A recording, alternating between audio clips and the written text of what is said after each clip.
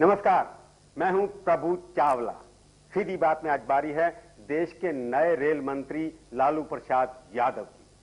पिछले कुछ वर्षों से वाजपेयी सरकार के दागी मंत्रियों पर कड़े प्रहार करते रहते थे, परंतु रेल मंत्री बनते ही उन पर अब उल्टी बंदूक हावी है। अपने इस नए अवतार में लालू प्रसाद यादव इन विरोधियों का कैसे मुकाबला करेंगे और कैसे चलाएंगे वो अपना रेलवे मंत्रालय। आइए इन्हीं सभी मुद्दों पर करते हैं लालू प्रसाद यादव से ही सीधी बात। लालू प्रसाद जी, आपका एक बार हमारी सीधी बात में फिर से स्वागत है। धन्यवाद। मुझे लगता है कि आपने बिहार में अपने विरोधियों को धो दिया। वो अब आपको धोने में लगे हुए हैं पार्लियामेंट में, अभी खत्म हुआ सेशन, तो क्या लगता है आपको? नहीं, देखिए, हमको क्या धोएंगे, जो हमारा विजन और जो हमारा निशाना था कि सांप्रदायिकता और फंडामेंटलिस्ट फिरका प्रस्त ताकत को इस देश से उखाड़ के फेंकना है, और इसी क्रम में हमने लाठी रैली किया था, आपको मालूम होगा, पटना में, और हमने अपने मिशन में हम सफल हुए। तो आपने धो दिया ना उनको अच्छी तरह? इनकी धुलाई ही नहीं की, इनकी पूरी सफाई हो गई। और जैसे मुगल वंश के अंतिम बादशाह थे, मुगल पीरियड के बहादुर शाह जफर, ये जो फिरका प्रस्त ताकत के अंतिम बादशाह थे Atal Bihari Vajpayee ji, now no chance. तो दागी मंत्री आपको बार बार कह रहे हैं जाकर के, इसलिए कह रहे हैं कि आपके ऊपर दाग ये है कि आपने इस्तीफा दिया, आपके ऊपर चार्जशीट हुई, और बाकी जो आपके मंत्री जो आए हैं, तस्लीमुद्दीन साहब ने पहले भी इस्तीफा दिया था, तो उनको इस बार पहले इस्तीफा आपने क्यों दिलवाया था उनसे? अगर आप पहले नहीं दिलवाते शायद ये बात नहीं थी। इस्तीफा का सवाल बिल्कुल वो गलत। इस आधार पर तस्लीमुद्दीन से इस्तीफा नहीं। आपको मालूम होगा कि हमारे ऊपर पॉलिटिकल केस हुए, इस देश में दोहरा मापदंड अपनाया गया मेरे साथ में, मुद्दई को मुताले बनाया गया।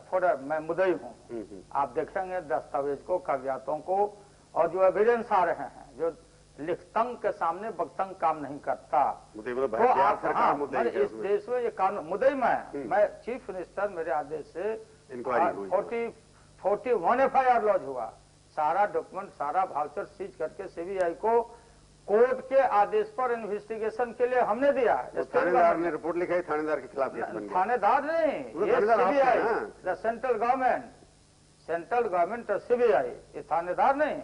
मैं ये बताना चाहता हूं और देश को समझाना कि हमारे साथ जो हुआ है व्यवहार, हमारी पत्नी और बिहार के मुख्यमंत्री राबड़ी देवी के साथ जो व्यवहार हुआ, डबल स्टैंडर्ड अपनाया गया हमारे साथ में। जनता ने जवाब दे दिया। ये 13 साल से इनको हम पूछ रहे हैं, और हमारी जनता हमारे ऊपर जो इन्होंने फॉल्स एंड फैब्रिकेटेड बातों को लेकर के देश और दुनिया हर इलेक्शन में भजाया, फाडर स्काम लगातार चारा चोर कहा हम लोग को, हमारे बाप दादों को, ये वो लोग बोलते हैं जो अपमानित करते रहे हैं। तो जनता ने जवाब दे दिया ना आपकी तरफ से। जनता में लगातार मैंने कहा कि दुनिया ने हमारे विषय में कान से सुना, लेकिन भाजपा के जो राष्ट्रीय अध्यक्ष थे बंगारू लक्ष्मण, और एनडीए के जो प्रेसिडेंट थे और डिफेंस मिनिस्टर के घर में रक्षा के बिचौलियों के साथ बरता, वो महिला कौन थे, या वो महिला कौन है जॉर्ज के घर में जो ये डील कर रही थी?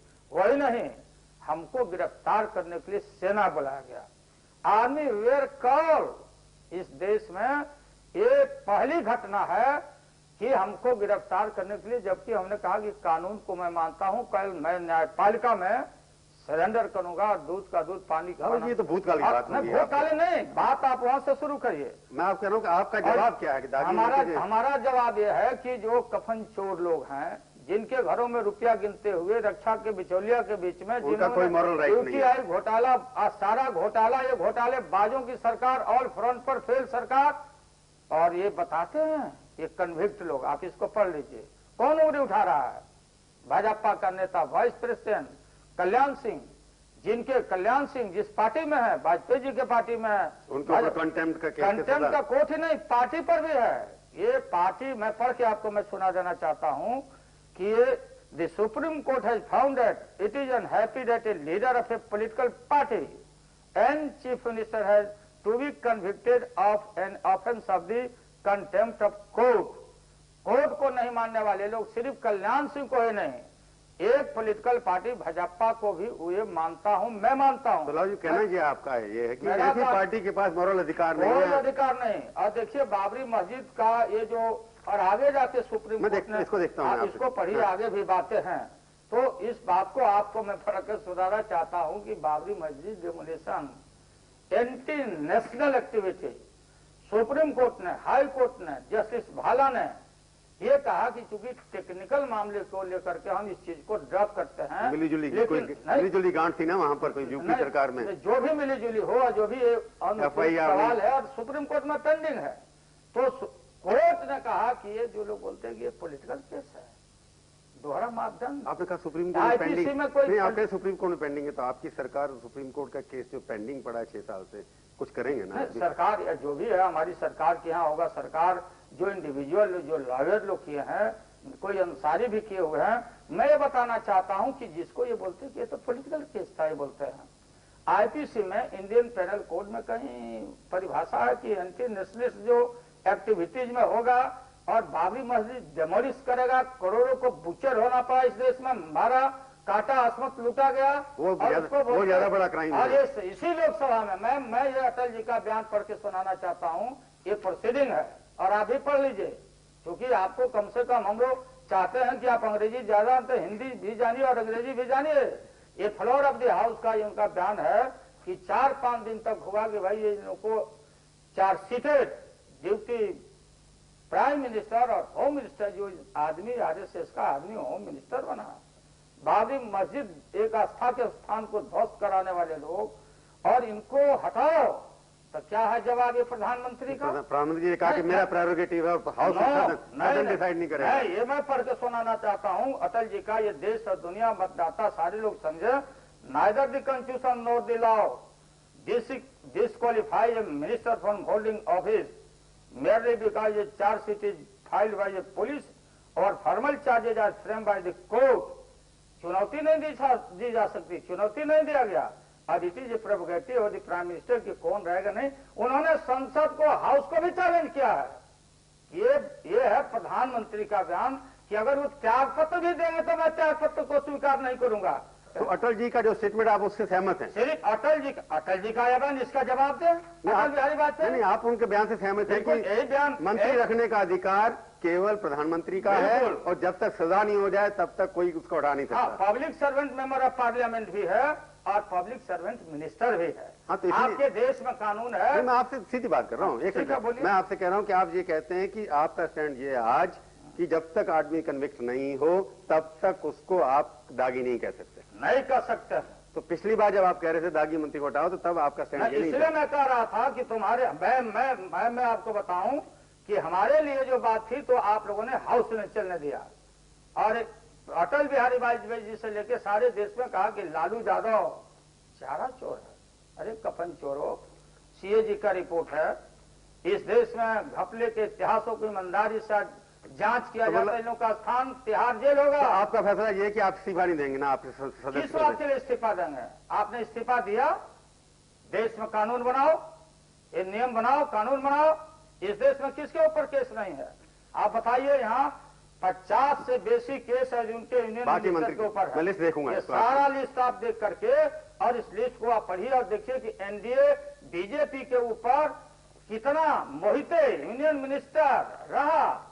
ये जो हरिन पाठक, ये पटेल, उत्तर प्रदेश। तो आप सीधा डिक्लेयर करिए कि चाहे जो मर्जी अल्लाह मचाते ना, हम इस्तीफा नहीं देंगे क्योंकि कन्विक्शन नहीं हमारा। इस्तीफा कौन देगा जी? लालू यादव इनके कृपा से आया है, इनके ब्लेसिंग से आया, इनको हमने डिस्पावर किया है।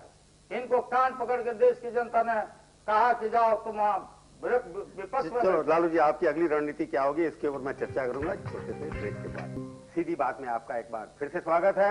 आज हम बातचीत कर रहे हैं देश के नए रेलवे मंत्री लालू प्रसाद यादव से। लालू जी, आप कह रहे थे कि जब तक आप इस्तीफा नहीं देंगे क्योंकि आपके ऊपर कन्विक्शन क्यों नहीं है, तो पॉलिसी क्या होनी चाहिए? हमारी पॉलिसी ने हम देश के लिए पॉलिसी, देश चलता है कानून से। देश के मंत्री है, मैं बता रहा हूँ, देश चलता है कानून से, देश चलता है संविधान से। संविधान की कस्में हम लोग खाते हैं, और आईपीसी से, सीआरपीसी से। देश का कानून कहता है ये सबों की बात मैं कहता हूँ। मुकदमा तो जयललिता जी पर, हमारी पत्नी पर भी गलत मुकदमा इन लोगों ने चलाया, मुलायम सिंह पर है, मायावती पर है, इनके ऊपर है, सबके ऊपर है, सैकड़ों लोगों के ऊपर है, कल और मुकदमे हो जाएंगे। लेकिन देश का कानून जो कहता है, एक कानून विठल जी के ऊपर भी है। आप तो सोनिया जी के मेहरबानी से आप रेलवे मंत्री बन गए फिर। सोनिया गांधी की मेहरबानी नहीं, सोनिया जी को आपकी मेहरबानी से प्रधानमंत्री बन गए। कोई मेहरबानी का नहीं, एक कोलिशन एरा है और कोलिशन एरा फ्यूचर में चलेगा। और जो हमने वायदा किया था कि सोनिया गांधी को इस देश का मैं प्रधानमंत्री बनाऊंगा, देखना चाहता हूं, जो हेक्टेट पैदा करते थे तो आपने बनाया, उनको मानी नहीं मानी, चली गई ना। दोबारा कोशिश करेंगे उनको बनाने की? ये तो एग्जाम्पल है ना। नहीं, आप दोबारा बनाने की कोशिश करेंगे? बिल्कुल, दोबारा उन्हीं को बनाने की कोशिश करेंगे। क्यों नहीं? मनमोहन सिंह जी को हटा के उनको बनाएंगे? मनमोहन सिंह का हटाने का सवाल नहीं। सोनिया गांधी ने एक बार जब हमने पहुंचा दिया, हम अपने मिशन पर पूरे हो गए। एक कोलिशन गवर्नमेंट है, अब दोबारा चांस नहीं देंगे ना उनको? चाहेगी, जब चाहेगी बना देंगे। मनमोहन सिंह तो कोई कंपटीटर भी नहीं थे। यहाँ पर रेलवे के भी प्रधानमंत्री हैं जिसको बोलते हैं लालू प्रसाद यादव। देखिए, ये अलग एम्पायर समझा गया है। तो रेलवे एम्पायर के प्रधानमंत्री जो हैं लालू प्रसाद यादव, प्रधानमंत्री क्या जिम्मेवारी सब लोग हैं इसके प्रधानमंत्री। तो रेलवे कैसे चल कैसे रहा है? नहीं, हमारा आप लगता है पिछले कुछ सालों में ठीक चला हो? विगत दिनों में रेल की हालत बिगड़ी है।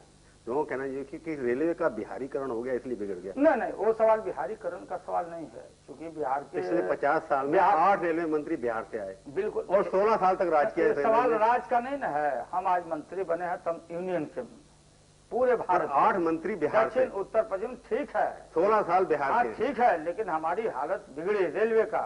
पूरे देश हम पूरे देश की बात करते हैं, इसलिए। और बिहार में और भी खराब है रेलवे की हालत। जो भी हमारे साथ जो त्रुटियां हैं, जो कमियां हैं, और रेल मंत्री मैं बना हूं और उन त्रुटियों को मैंने समझा है, उन बीमारियों को मैं अध्ययन कर रहा हूं और अध्ययन करने के बाद हमने ये फैसला। आपने एक बीमारी ये समझी कि कुल्हड़ में आपको चाय नहीं, बीमारी नहीं है, ये बीमारी नहीं। देश में लाखों जो हमारे चाक चलाने वाले लोग हैं, 18वीं शताब्दी में ले जा रहे हैं लोग, कहेंगे आपको। अरे भैया, बात तो सुनिए। जो आर्टिजन है, ये देश, हमारी समस्या क्या है? मैन पावर है, जो बढ़ई है, जो लोहार है। आप खादी भी ला रहे हैं। बात सुनिए, जो कुम्हार है, आर्टिजन है, ये जो कारखाना है, जब से हमने प्लास्टिक युग में हमने प्रवेश किया, जब से हमने अंधाधुंध अनुकरण किया यूरोपियन कंट्री का, जब से आपके इलेक्ट्रॉनिक मीडिया पर हमारा रहन सहन खान पान बिगाड़ा गया, तो देश का और गांव और आर्टिजन के कारखाने बंद हुए हैं और बड़े लोगों के हाथों में, चंद हाथों में देश की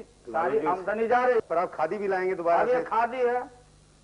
गांधी बाबा की बात हम करते, हमारा देश का जो खादी कुटीर उद्योग था, मॉडर्नाइजेशन आपने बात की, करेंगे उसको कैसे होगा? अरे मॉडर्नाइजेशन, इस कपड़े में मॉडर्नाइजेशन करना है, कुल्हड़ में क्या? आखिर रेल लाइनों को, हमारे मेंटेनेंस को, हमारे सेफ्टी को, आपकी सेफ्टी, हमारे आपको मॉडर्नाइजेशन। आपने आरपीएफ के बटालियन बढ़ा दिया। आरपीएफ खाली रेलवे सिक्योरिटी, तो सेफ्टी का मतलब ये तो नहीं कि आप पुलिस वाले बढ़ा। अरे बात फिर आप फिर गलत दिशा में आप जा रहे हैं। हमारा जो रेल से उतर गई है रेल, तो मैं उसको पटरी पे वापस आ रहा हूँ। हमारा जो ट्रैक है, हमारा जो रेल लाइन है, और जितना प्रेशर है और कम्युनिकेशन गैप है, हमारे आगे काम करने वाले छोटे कर्मचारी को अगर मालूम हो कि लाइन में डिफेक्ट है और तब तक रेल पहुंच जाती, तो हम उनको लेस करेंगे मॉडर्नाइजेशन में। वाकई टाकिंग हम देंगे ताकि वो समय से पहले खबर कर सके ड्राइवर को।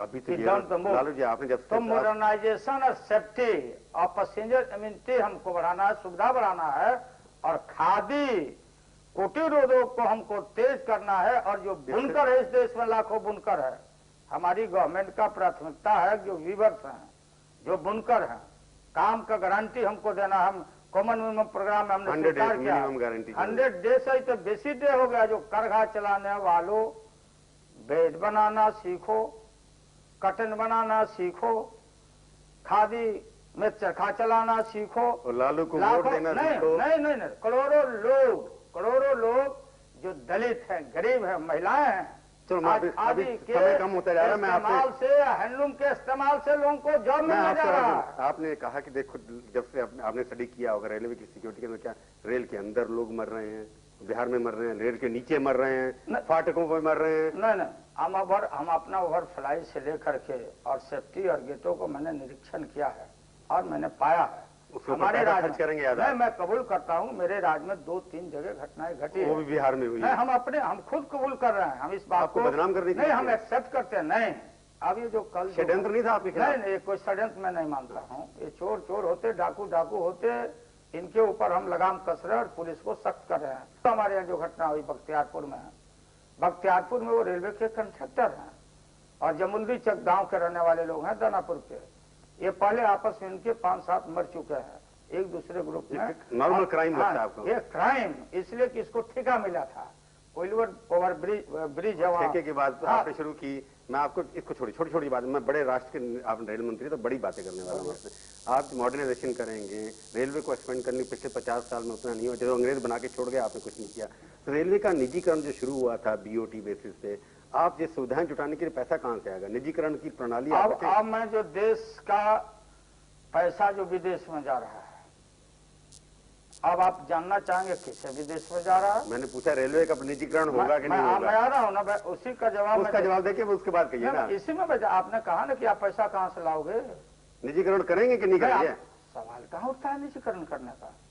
हमारी जो गवर्नमेंट है, तो रेलवे चलाने के लिए किराया बढ़ाना पड़ेगा? नहीं, अब मैं आपको बताता हूँ ना, मैं आपको बताता हूँ कि हम अपने खर्चा में, फालतू खर्चा में कटौती करेंगे, किराया नहीं बढ़ाएंगे आप?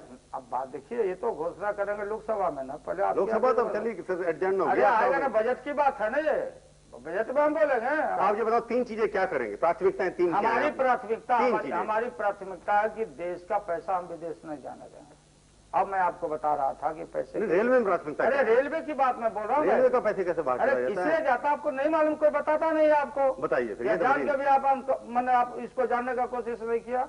जैसे फॉर एग्जाम्पल व्हील मंगाते हैं, चक्का मंगाते हैं, नहीं कमीशन नहीं करता, किसी पर कौन कमीशन खाता नहीं खाता, उस विद्या को मैं जानता हूँ। इम्पोर्ट करते हैं? नहीं, हम इम्पोर्ट करते हैं, वो बंद करेंगे। लेकिन क्या हम इस पर विचार कर रहे हैं कि क्या हम देश में जो देश का पैसा कोई भी इक्विपमेंट खरीदने में हम बाहर से मंगा रहे हैं, अगर कोटेशन लेते हैं तो हमारे देश में उसके कल कारखाने बंद पड़े हुए हैं, उसको हम रिवाइव करेंगे और हम इम्पोर्ट सब्स्टिट्यूशन करेंगे। मतलब नहीं है ना, हमारे पास 2 है, हमने बुलाया, दोनों को बुलाया कि जो हमारी कैपेसिटी है, कल जरूरत है हमारे चक्का का जो रिक्वायरमेंट है, तो इसको पूरा करने में तुमको क्या न, चलो एक और दूसरा, तो हमारा प्रयास है कि बहुत इमरजेंसी केस में ही इम्पोर्ट हम परमिट कर सकते हैं, लेकिन हम अपना कारखाना और लगाएंगे। दूसरा क्या लोगों को जॉब मिल, देश का पैसा देश में रहे। हाँ, एक हो गया। दूसरी हमारी बात है कि जो स्क्रैप है, लोहा महंगा है,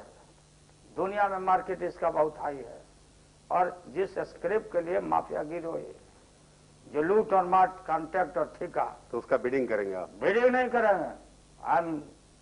I have instructed my officials in the board, what is the latest stock of iron, उसको मेल्ट करो अपने कारखानों में, स्टॉक बनाओ और उसको मेल्ट करके स्टॉप दी ऑक्शन, बंद करो इसको, और इसको बंद करके उस लोहा को गला के व्हील बनाओ, और इक्विपमेंट जो हमको बनाना है हम रिप्रोसेसिंग करें, और ताकि माफिया गिरोही को हम ये तीसरा हो गया, स्क्रैप आप बेचेंगे नहीं, उसको दोबारा मेल्ट करें खुद में। तीसरा क्या करेंगे? करेंगे तीसरी अगर स्क्रैप बेचने की बात है तो इधर खबर करो कि स्टॉक कितना है, ये तो हो गया। धर्म कांटा पर उसको वेट करो, ये तो डिटेल की बात है। डिटेल की बात क्या है? आप पॉलिसी स्टेटमेंट ये है आपकी, आप मंत्री हैं, पॉलिसी स्टेटमेंट। ठीक है, बोलिए। तीसरी पॉलिसी क्या? तीसरी हमारी पॉलिसी है कि हम अपने मार्केट को जनरेट करें, आमदनी को, आमदनी नहीं आएगा तो उसके लिए किराया बढ़ाना पड़ेगा, वेट बढ़ाना पड़ेगा। सुनिए ना, क्या आपको तो अब हमसे ज्यादा ज्ञानी आप नहीं ना है? आप मेरी उम्र से छोटे हैं, मैं चीफ मिनिस्टर भी रहे ना, आपका तो आदत है, आप तो प्रधानमंत्री बनने वाले हैं। आदत है मतलब जो आगे बढ़ जाना, आपको टाइम कम है, बात सुनिए।